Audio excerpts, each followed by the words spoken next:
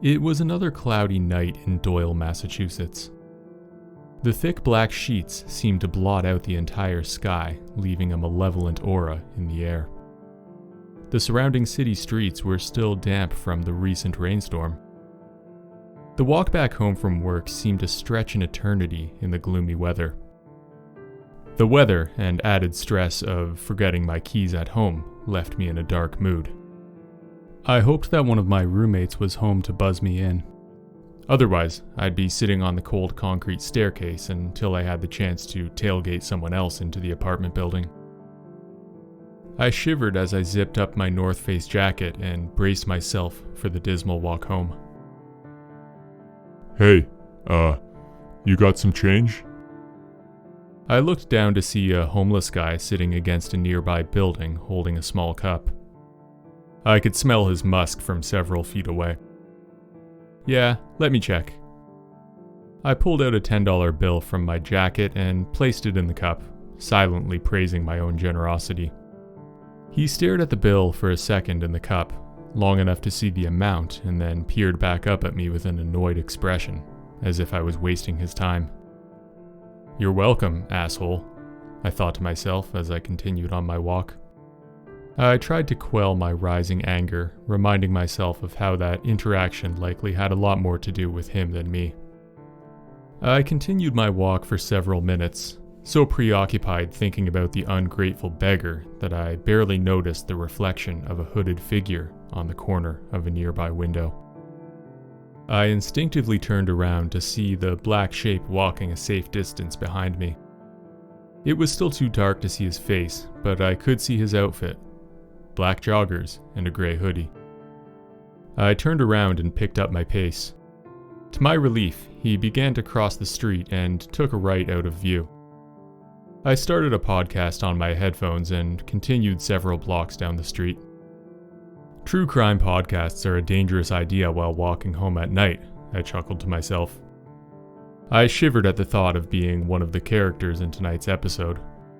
A drug-addicted wife attempts to poison her husband for the insurance money. As I turned a corner, I saw another person behind me about to do the same. He appeared to be the same hooded figure I saw before, on my side of the street again. "What do you want?" I shouted from the street corner. I made sure to leave a healthy distance between us in case I needed to bolt. "Sorry about that," a silky smooth voice called back. It was deep and had the cadence of a radio host. "I was lost and was wondering if I could ask you for directions back to Cheshire Square." Against my better judgment, I took the extra time to give him the directions. My apartment was only a few blocks away, and the area was generally pretty busy. What was the worst he could do? "Yeah, sure," I said quickly.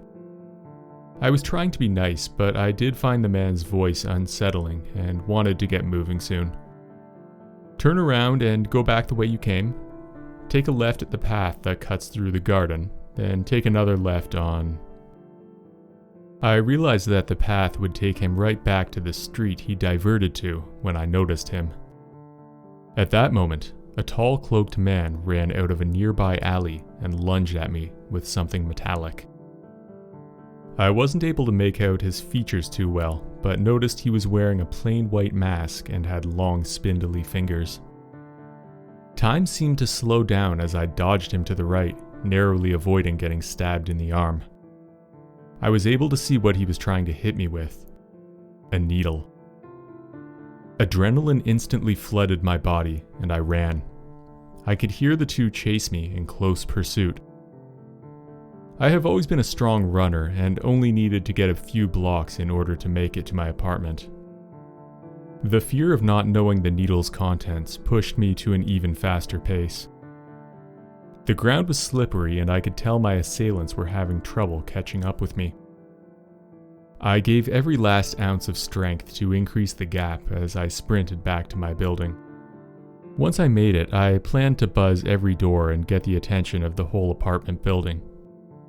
That and the bright motion-activated lights outside my building would have to keep them away. If not, All I needed was for one person to press the door open button in their room and I would be inside.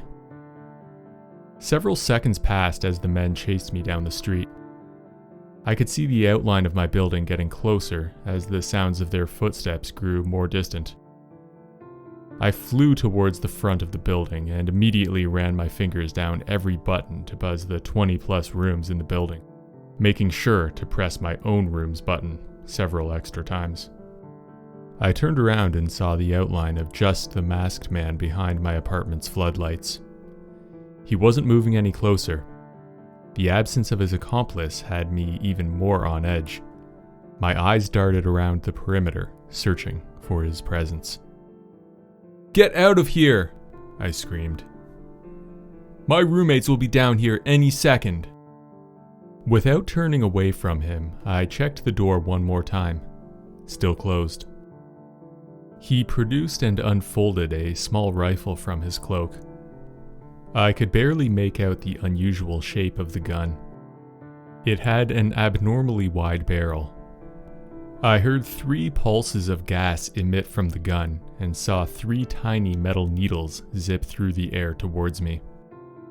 I immediately fell to the ground for cover. Glass from the windows behind me cracked open from the shots. I heard the buzz of the apartment door unlocking and immediately swung it open and sprinted into the lobby. My 2 roommates met me downstairs, as well as many of the neighbors shuffling down to see what the commotion was. "What happened?" my roommate Sam shouted as we began dialing 911 on my phone. "I was shot at," I gasped between breaths. "I don't think they hit me." I began feeling lightheaded, which I assumed was from the adrenaline rush beginning to wear off. "Jesus, that was close. I don't know if they're out there, guys. Be careful." My other roommate, Tracy, slowly walked to me, horror painting from his features as he noticed a small syringe firmly embedded in my left thigh. "Percy, what did they shoot you with?" he stuttered.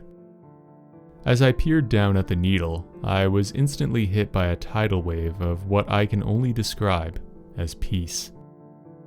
Love and understanding washed over me as I opened my eyes to see what could only be God gazing back at me. He told me humanity would be safe and he was watching over us. I opened my eyes to see the warm lighting of the apartment lobby. Why were there so many people here?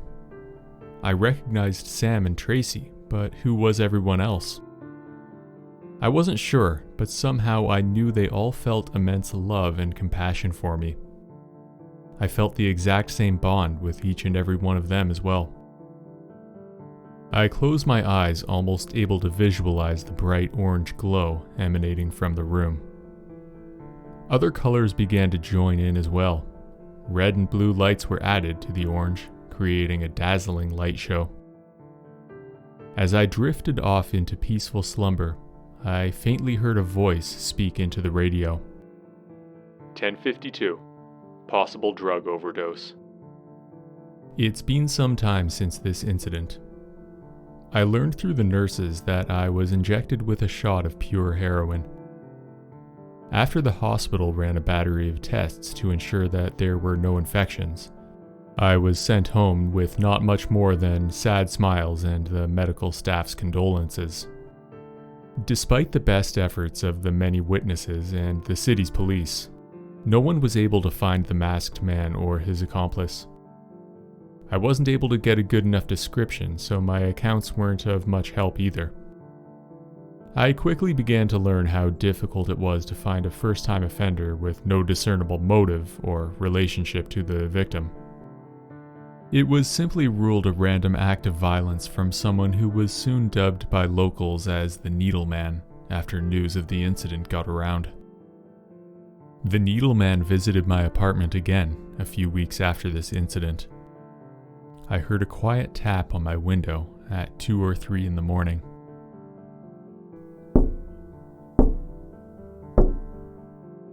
It didn't wake me up because I had barely been able to sleep since our first encounter. I opened my window and followed him outside into the chilling night air. I was able to get a much closer look this time. I noticed how tall he actually was as he stared down at me with that expressionless white mask. His long limbs and fingers seemed to sway back and forth in the faint moonlight. The skin underneath his cloak appeared gray and rotten, covered with deep red sores. I felt no fear, not even anger, only an insatiable hunger. He handed me the needle this time. I imagined the heavenly sensation I experienced in my apartment lobby, as well as how it was so cruelly ripped away from me. I needed to feel that again, just once.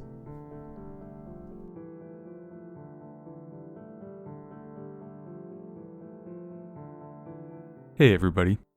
If you enjoy my videos, then consider checking out my other channel, Shiny Gold Tales. I post my audio clips there first. You can hear new stories before I finish animating, and you can leave a comment to let me know which stories should be animated next.